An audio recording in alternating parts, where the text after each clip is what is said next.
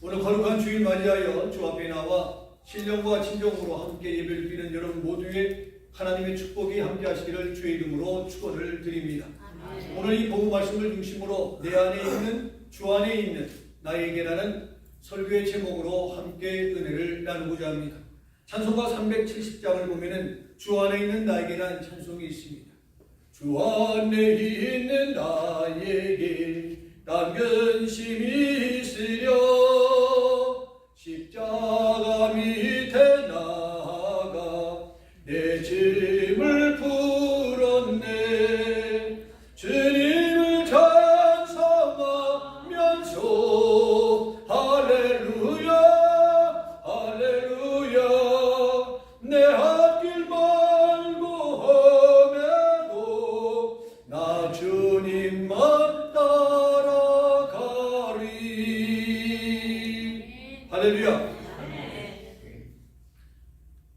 휘잇 여사가 병상 체험을 바탕으로 지은 이 찬송은 신앙 간증이 구체적으로 나와 있지는 않지만 오히려 시적으로 많이 형상화되어 있어서 오랫동안 많은 사람들의 사랑과 즐거움을 더해주는 찬송이 바로 이 찬송입니다. 그래서 주 안에 있는 나에게 딴 근심이 없다라고 표현을 합니다. 가사 하나하나가 신앙의 확신을 되새겨주는 곡입니다. 이 곡은 윌리엄 커크 패트리가 지은 찬송입니다.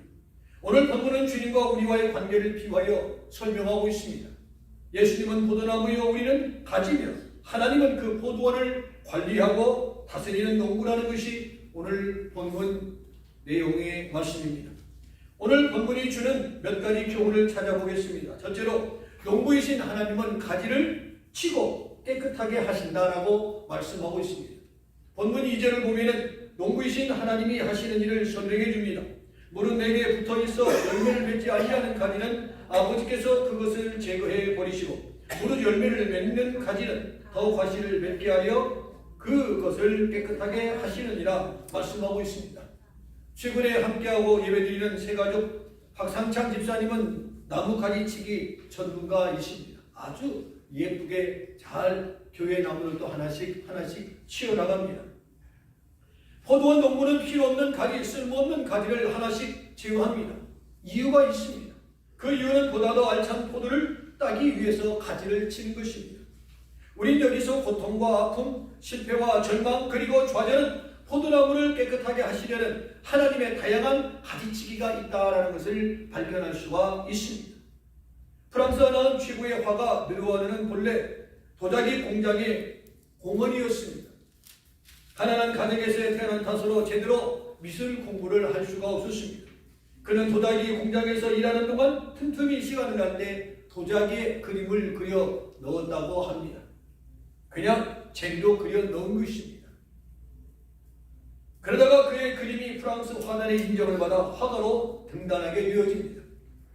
그러나 그는 심한 신경통으로 손을 거의 사용할 수가 없었습니다. 손을 사용할 수가 없으니 그림을 그리기가 무척 어려웠습니다. 하는 수 없이 그는 붓을 팔목에 붙들어 매고 그림을 그렸습니다. 어느 날 느르와누가 그런 모습으로 그림을 그리고 있는데 한 손님이 방문하여 그 그림을 그리는 모습을 보게 되었습니다. 그 손님이 방문객이 느르와누에게 질문합니다. 선생님, 이런 모습으로 어떻게 명작을 그릴 수 있었습니까? 느르와누는 이렇게 대답을 했다고 합니다. 그림은 손으로 그리는 것이 아닙니다. 그림은 눈과 마음으로 그리는 것입니다. 교만은 마음으로 붓으로 그린 그림은 생명력이 없습니다. 나에게 이 고통이야말로 내게는 스승이 되고 있습니다. 가끔 트로트를 부르는 분들의 이야기를 들어봅니다. 그들의 가슴앓이가 그들의 한을 부르게 되어 오늘의 스타가 되었다라고 말을 합니다. 느르와누의 고통이 그는 명작을 만들어낼 수가 있었던 것입니다. 그릇뿐이 그림뿐이겠습니까? 모든 예술이 그렇고 인생의 삶이 그렇고 신앙이 그렇습니다. 사람은 고통과 연단과 시련을 통해서 철이 들고 자신을 돌아보게 되고 신앙이 자라게 되어진다는 것을 여러분은 기억하시기 바랍니다. 욥은 견디기 어려운 시련과 고통과 실패를 겪고 난 후에 그는 이렇게 고백합니다. 내가 주께 대하여 귀로만 듣기만 하였사오나 이제는 눈으로 주를 배우는 것 같습니다. 채석장이 놔둔 것은 돌멩이를 그냥 놔두면 쓸모없는 돌멩이에 불과합니다만 그 돌멩이를 깨고 다듬으면 하나의 아름다운 조각작품이 나오게 되어지는 것입니다. 하나님은 오늘도 좋은 나무를 만들기 위해서 다듬고 가지치기를 하고 계십니다. 그리고 보다 좋은 것으로 좋은 나무가 되라고 가지를 치고 가꾸고 키웠는데도 불구하고 열매를 맺지 못할 때 어떻게 한다고 했어요? 불에 내어 던져버린다 했습니다. 왜요? 더 이상 쓸모가 없기 때문에 그렇습니다. 그것은 곧 좋은 나무 만들기를 포기하고 심판하신다는 의미입니다. 좋은 나무로 좋은 열매를 맺는 교우 여러분이 되시기를 주의 이름으로 축원을 드립니다. 금년 3개월 유중의 비를 거두기 위해서 마지막 최선을 다할 수 있는 여러분이 되기를 희망합니다. 두 번째 말씀은요, 예수 안에 있어야 한다 했습니다.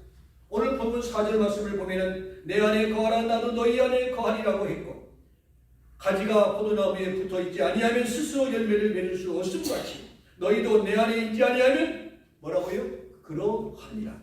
그리고 6절에서는 사람이 내 안에 거하지 아니하면 가지처럼 밖에 버려져 마르니라라고 했고, 7절에서는 너희가 내 안에 거하고 내 말이 너희 안에 거하면이라고 말씀하고 있습니다. 여기서 예수 안에라는 말은요, 예수님을 닮는다, 예수님을 따라간다, 예수님과 함께 산다는 뜻이 담겨져 있습니다. 사도 바울은 자신이 쓴 편지들 속에 예수 안에라는 말씀을 무려 153이나 썼습니다. In Christ라는 말을 153이나 써내려 갑니다. 그는 예수님 때문에 부름을 받았고 구원받았고 평생 죽도록 헌신한 당사자가 바로 바울이었습니다. 주님을 위해서라면 그 어떤 것도 사행하거나 주저한 일이 단 한 번도 없었습니다. 그래서 그는 고백합니다. 내가 주를 위하여 고난받을 뿐만 아니라 죽을 것도 각오하였노라. 바울은 주를 위해서 죽을 것도 각오하며 평생을 섬겨왔던 당사자입니다. 가지의 생명은 무엇입니까? 나무에 붙어 있을 때 역할을 하게 되어진 것입니다. 꽃꽂이를 위해서 꽃가지를 꺾고 병이나 수반에 꽂을 때가 있습니다. 그 가지는요, 얼마 지나지 않아 시들어버리고 맙니다. 왜 그래요? 그 꽃이 가지를 떠나 있기 때문에 그렇습니다. 산등성이나 산자락에서 크는 작은 나무들을 화분에 옮겨 가꾸는 것을 무엇이라고 표현합니까? 분재라고 말합니다. 분재는 좀처럼 키우기가 참 어렵습니다. 저도 끊임없이 실패를 거듭해 온 적이 한두 번이 아닙니다. 지금도 한두 개를 키워가고 있지만 실패를 거듭합니다. 걸핏하면 시들어버리고 맙니다. 이유는 간단합니다. 자기가 자라고 자랐던 땅에 떠났기 때문에 그는 감당하지 못하고 결국에는 죽음을 맞이하게 되는 것입니다. 우리는 예수님을 떠나면 죽는다는 것을 알아야 됩니다. 예수님을 떠나면 되는 게 없다는 것을 알아야 하는 것입니다. 그래서 바울이 주 안에 있는 나에게 딴 근심이 없다고 그는 늘 고백했습니다. 삶의 현장 속에서 주 안에 있는 것이 주와 함께 살고 주와 함께 가는 것이 얼마나 귀하고 소중하다는 것을 삶의 현장 속에서 자신이 피부로 느꼈기 때문에 그는 말끝마다 주 안에서라는 말을 사용하게 되었던 것입니다. 주님을 떠난데도 사업이 잘 되고 몸이 건강하고 돈이 많이 벌 수도 있다고 생각할 수 있습니다. 그러나 그것은 꽃꽂이에 꽂은 꽃이나 분재와 같다는 것을 기억해야 합니다. 오래 가지 못하고 결국에는 좋은 결실을 맺지 못한다는 것입니다. 아프리카의 성자 프랜시스가 어느 날 제자 한 사람이 물동이에 물을 채워 메고 가는 것을 보았습니다. 물동이가 흔들릴 때마다 물이 출렁거리며 넘쳐 흐릅니다. 그러자 그는 잠시 멈추어 물동이에 나뭇가지 토막을 하나 넣고 유유하게 메고 걸어갑니다. 그에게 물었습니다. 그대는 어찌하여 물동이가 무거울 텐데 거기에다 나무 토막까지 넣고 가십니까? 그의 대답은 걸작입니다. 흔들리는 물동이에 나무 토막을 넣으면 물이 쏟아지거나 넘치는 일이 없거든요. 그래서 제가 나무 토막을 넣었습니다. 근데 프랜시스는 깨달은 바가 컸다고 합니다. 내 마음이 낙심될 때, 내 영이 흔들릴 때가 많았는데 그때 우리는 내 심령 속에 예수님의 나무 십자가를 넣어야겠구나. 그래야 내 마음이 것을 깨닫게 되었다고 합니다. 우리가 1년 365일 성령 충만할 수가 없습니다. 부부관계도 365일 행복할 수가 없는 것입니다. 마냥 때가 쏟아지는 것만은 결코 아닙니다. 저 인간 언제 하나님의 데려갈라나 말하는 사람도 있습니다. 그러나 있을 때 자라나는 우리 염장로님의 말을 명심하시기 바랍니다. 있을 때 잘해. 내 안에 남편은 봄이야. 언제 떠날지 몰라요. 그래도 있을 때가 좋아요. 아파서 힘든 중에 있다 할지라도 병수발을 한다 할지라도 있을 때가 좋다라고 표현을 합니다. 성도 여러분, 아무리 성자라 할지라도 프랜시스는 흔들릴 때가 많았습니다. 힘들고 어려울 때가 많았습니다. 왜요? 그래도 자신이 사람이라는 것을 인정하기 때문에 그렇습니다. 사람이기 때문에 흔들리고, 사람이기 때문에 아프고, 사람이기 때문에 삐치고 섭섭해하는 것입니다. 그럴 때마다 그는 깨달은 것이 있습니다. 나무 십자가를 내 안에 두지 않기 때문에, 예수님을 내 안에 두지 않기 때문에 내가 이렇게 흔들리고 있구나 깨닫게 된 것입니다. 성도 여러분, 예수님 위에 어떤 처방이 있으며 방법이 있습니까? 오늘 본문에서 5절에서 주님은 이렇게 말씀하십니다. 나를 떠나서는 너희가 아무것도 할 수 없음이라. 뿐만 아니라 7절에서는 무엇이든지 원하는 대로 구하라. 그리하면 뭐라고요? 이루리라고 말씀했습니다.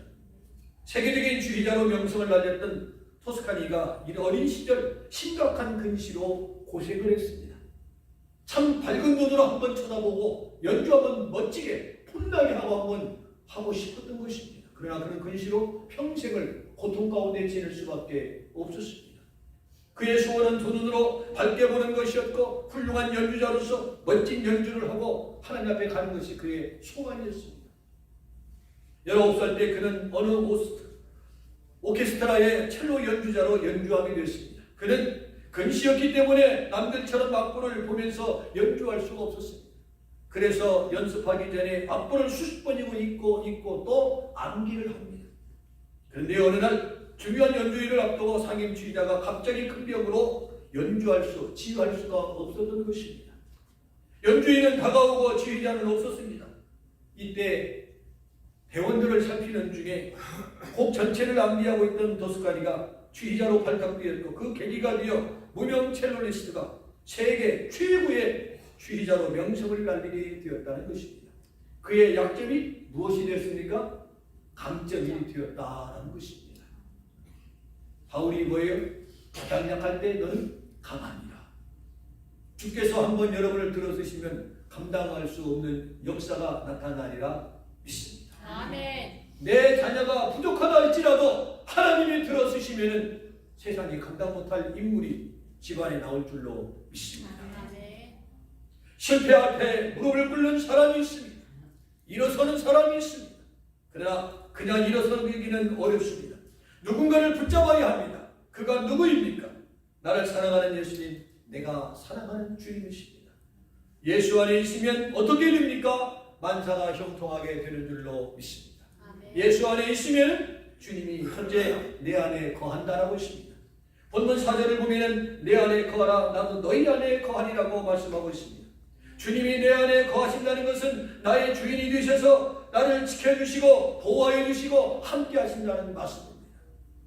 내가 예수 안에 있으면 걱정거리가 없는 줄로 믿습니다. 네. 주 안에 있는 나에게 딴 근심 없다고 했습니다. 주님이 함께 계시니 시험이 없다고 했습니다. 아멘. 주님이 함께 계시니 시험이 와도 겁 없네. 시험이 와도 겁이 없어요. 시험이 와도 겁이 없는 것이 아니라 시험이 와도 겁이 없대요. 이유는요, 주님이 다 처리하고 해결해 주시기 때문에 그렇습니다. 그것을 믿는 것이 뭐라고 합니까? 한마디로 신앙이라고 표현합니다. 그렇습니다. 중요한 것은 내가 주님 안에 있어야 행복한데 주님이 내 안에 계시면 그 행복을 무엇과 비교할 수가 있겠느냐는 것입니다. 둘째, 예수 안에 있으면 결과가 좋다는 것입니다. 본문 5절을 보니 이 사람은 열매를 많이 맺나니 했습니다. 10절에서는 무엇이든지 원하는 대로 구하라 그리하면 이루리라고 했습니다. 11절에서는 너희 기쁨을 충만하게 하려 함이라고 했고 14절에서는 뭐라고 했어요? 나의 친구라고 했어요. 할렐루야. 아멘. 한마디로 결과가 좋게 된다는 것입니다. 예수 안에 있는 사람은 누구를 막론하고 멋지게 살아갈 수 있음을 말씀하고 있습니다. 살아온 생애보다 남은 생애가 멋진 삶이 되기를 주의 이름으로 축원합니다. 아멘. 남은 생애가 그런 삶이 되기를 축원합니다. 아멘. 이제 말씀을 마치겠습니다. 슈바이처에게 물었습니다. 당신은 위대한 의사요 학자이며 음악가입니다. 그런데 당신 같은 사람이 이런 오지에서 생명을 바쳐 일하고 있다는 것이 너무나도 아깝습니다. 억울하지 않습니까? 그러자 이렇게 슈바이처가 대답을 합니다. 저는 말로 사람들을 감동시킬 재주가 없습니다. 사랑을 아무리 말로 설명해도 사람들은 이해를 못하더군요. 그래서 행동으로 사랑을 설명하고 있습니다. 슈바이처를 누가 이렇게 멋진 사람으로 만들었습니까? 그것은 그가 예수 안에 있었기 때문에 그렇습니다. 저는 종종 공원 묘지에 가면 묘비를 바라봅니다. 몇 년 뒤에 태어나서 몇 년 뒤에 이 사람이 세상을 떠났구나. 그 다음에는 그 밑에 몇 마디의 말씀들이 있습니다. 그 묘비 명 가운데 자식을 잘 키워서 돈을 많이 잘 벌었다는 묘비는 단 하나도 보지 못했습니다. 그가 얼마나 멋지게 살았느냐, 보람된 삶을 살았는가, 그 자취들을 남겨 새겨져 있는 것을 보게 되어집니다. 예수 안에 예수님과 함께 예수님을 위하여 멋지게 살고 보람된 삶에 발자취를 남길 수 있는 여러분이 되시기를 주님의 이름으로 축원을 드립니다.